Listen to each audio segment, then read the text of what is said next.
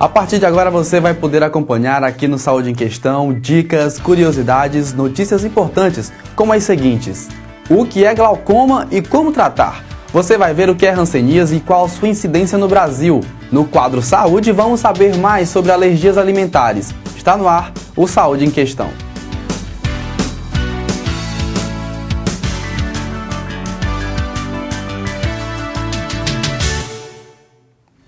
Conhecida antigamente como lepra, a hanseníase é uma doença crônica granulomatosa, proveniente da infecção causada pelo Mycobacterium leprae. As melhorias das condições de vida e o avanço do conhecimento científico modificaram significativamente o quadro de hanseníase, que hoje tem tratamento e cura. No Brasil, cerca de 47 mil casos novos são detectados a cada ano, sendo 8% deles em menores de 15 anos. O vídeo que você vai ver agora tem como fonte o site YouTube, que vai mostrar um pouco mais sobre a doença. Confira!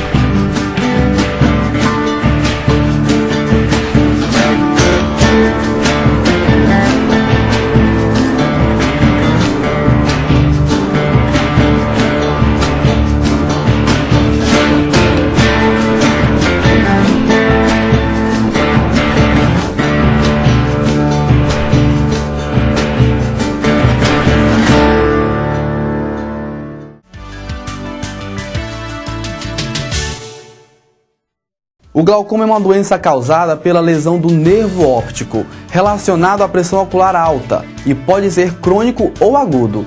Segundo o Ministério da Saúde, de acordo com as estatísticas, de 1 a 2% da população acima de 40 anos é portadora de algum tipo de glaucoma. Os diversos tipos de glaucoma representam a segunda causa de cegueira no mundo e a terceira no Brasil. Confira o que diz o repórter Alisson Ravi. Olá, esta reportagem vai falar do glaucoma, que é uma doença que, se não for descoberta e tratada em seu estágio inicial, poderá provocar a perda progressiva da visão, comprometendo a sua qualidade de vida, o seu trabalho, o seu lazer, impedindo você de apreciar as imagens que fazem parte do seu dia a dia. Além disso, é uma doença traiçoeira, pois normalmente não apresenta sintomas, sendo uma das mais importantes causas de cegueira no Brasil e no mundo. Segundo a Organização Mundial de Saúde, a incidência de glaucoma no mundo é estimada em 2.400.000 casos por ano. No Brasil, existem aproximadamente 900.000 portadores dessa doença.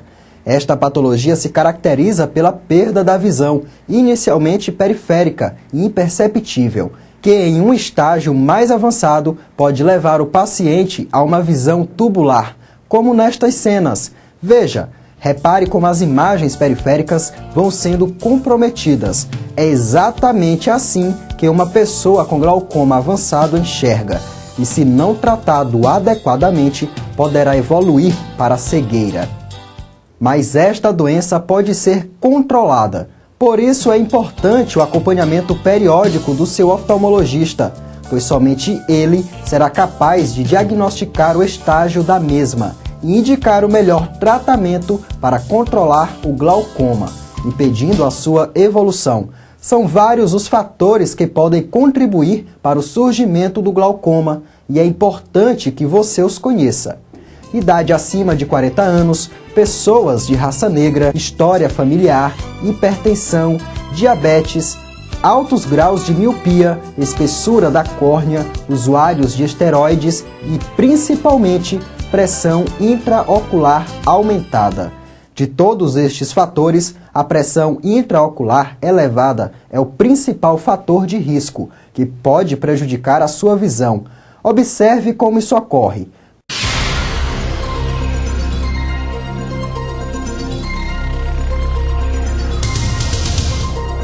No interior do olho, um líquido chamado humor aquoso é produzido constantemente, com função de nutrir as estruturas internas. Após percorrer estas estruturas, ele é drenado por canais internos, retornando ao sistema venoso, formando um ciclo permanente de equilíbrio entre produção e escoamento. O desequilíbrio entre a produção e o escoamento provoca o aumento da pressão intraocular. Essa pressão exercida sobre o nervo óptico compromete gradativamente a visão. Bem, certamente você já deve ter sua pressão intraocular medida.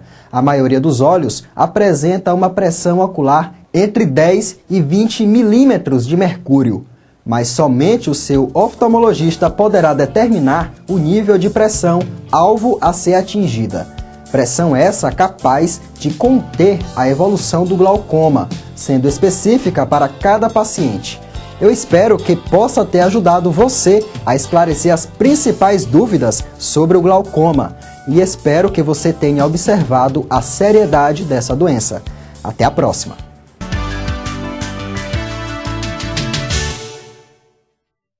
Você sabe o que é uma alergia alimentar? Se não sabe, fique atento sobre conceitos, sintomas e tratamentos com o professor Francisco Ronald.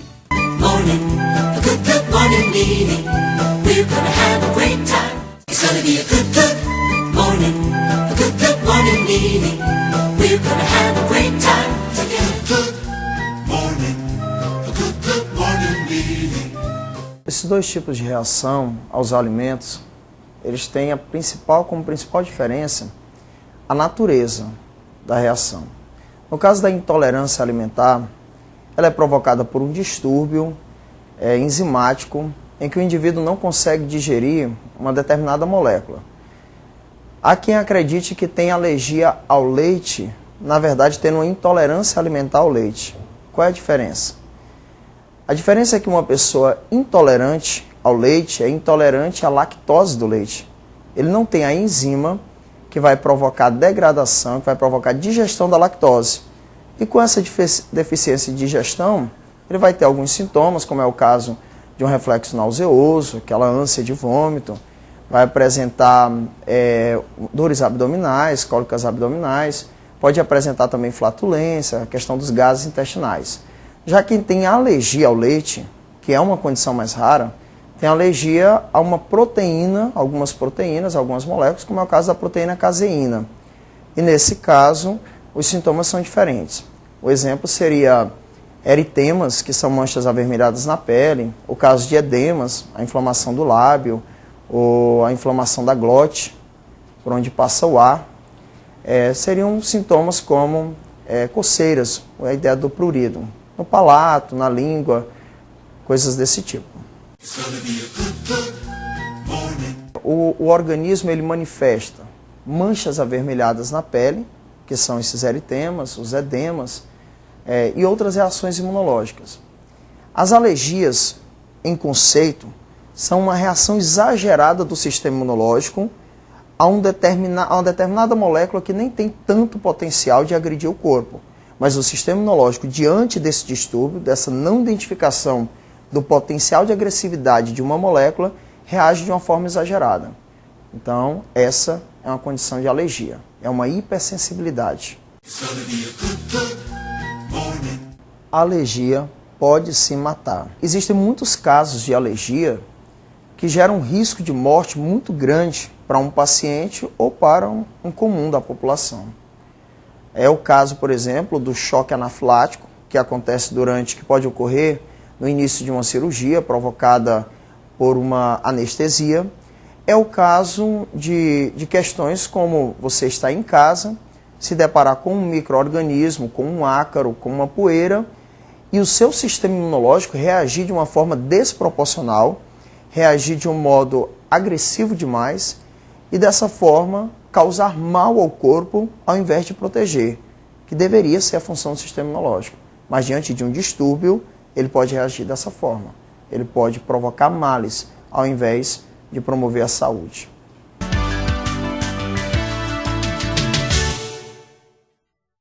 O uso de drogas hoje em dia tem se tornado um problema de saúde pública. Drogas como crack, maconha e cocaína estão sendo usados constantemente por principalmente jovens. Campanhas contra as drogas são lançadas a todo momento pelo Ministério da Saúde, visando prevenir e barrar o uso das drogas. No quadro Comportamento de hoje, você vai ver o depoimento de quem conseguiu se livrar das drogas. Se afastar do vício é uma tarefa difícil, mas não é impossível.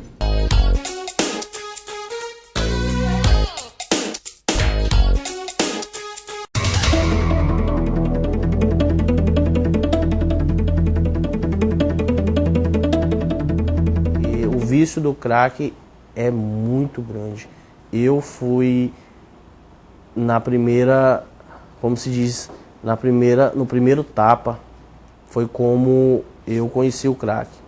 Foi através de amigos, né? E resolvi experimentar. Vendi tudo que eu tinha, mas hoje, graças a um poder superior que é além de mim, INA, e eu hoje estou aqui para conversar e passar esta mensagem para vocês, dizer que em Teresina, Timon tem NA, um grupo de ajuda.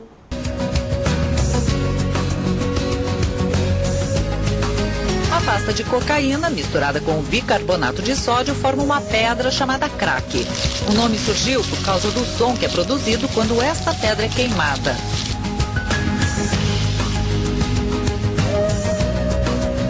Quando a pessoa fuma o crack, a substância é rapidamente absorvida nos pulmões e enviada para o coração através do sistema circulatório. Do coração segue para o cérebro. Tudo isso leva menos de 10 segundos. Atinge muito rápido o sistema nervoso central. Isso aumenta a concentração de dopamina, neurotransmissor que dá ao corpo a sensação de prazer. O crack se espalhou como uma peste. Então, como eu via os casos em Teresina, como eu frequento reuniões há mais de 2 anos em Teresina e moro em Timon, eu vi que Timon estava desguarnecido, né? Estava precisando de um programa de NA. Eu sempre era procurado por mães chorando, me abraçando, pedindo que eu que eu levasse os filhos até Teresina. Então, NA na minha vida tem um sentido muito grande. NA é um grupo de narcóticos anônimos que é extremo sigilo, é o anonimato em extremo grau, em último nível, porque a gente não pode estar revelando o que acontece nas reuniões de NA. Porque eu sou uma prova de que eu não estou salvo, eu não tenho cura e tem um ponto de parada. Não adianta bater, não adianta surrar, não adianta amordaçar, não adianta trancar. O que se for, se a pessoa não tem o desejo de parar de usar droga, não vai acontecer nunca.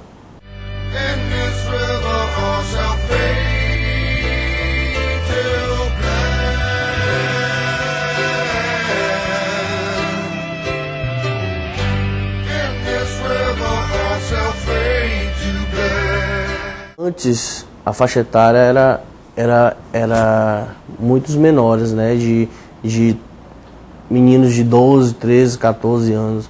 Mas hoje o crack não escolhe a idade. Hoje tem senhores, né? Eu não posso aqui estar quebrando anonimato, mas tem muita gente de classe alta, tá entendendo? Classe média alta, que está envolvido com crack. Felizmente, a sociedade hoje, quem não tem esse problema em casa, vira as costas, bate palmas, tá entendendo? Porque o crack, ele não maltrata, ele mata. Porque eu dei 3 overdoses, ele quase me matou. Ele mata os sentimentos, ele mata a vontade de você fazer qualquer coisa. Você não tem mais ânimo para a família, você não vê filhos, você não vê pai, você não vê mãe, você não vê ninguém na sua frente, você só quer usar aquela droga. A gente tem uma concepção do homem da idade da pedra até a atualidade, pois agora é assim, o homem voltou para a idade da pedra. Essa é a realidade. O motivo que me fez usar drogas, primeiro foi a curiosidade, né? Depois foi uma falta de comunicação dentro do meu lar. E nesse bairro eu comecei a me envolver com algumas pessoas que eram usuários de droga. E comecei a namorar um rapaz, né? Eu tinha 13 anos, ele tinha 16 anos, ele já usava droga injetável e eu não sabia. O motivo que fez eu usar droga foi as minhas amizades. Eu querer saber como é que era, o que dava, os efeitos. No começo foi bom, até eu me tornar um dependente químico. Eu tô aqui, eu não tenho medo de me expor a traficante, eu não tenho medo de me expor a ninguém. Eu sou um dependente químico, minha doença não tem cura, eu posso recair a qualquer momento.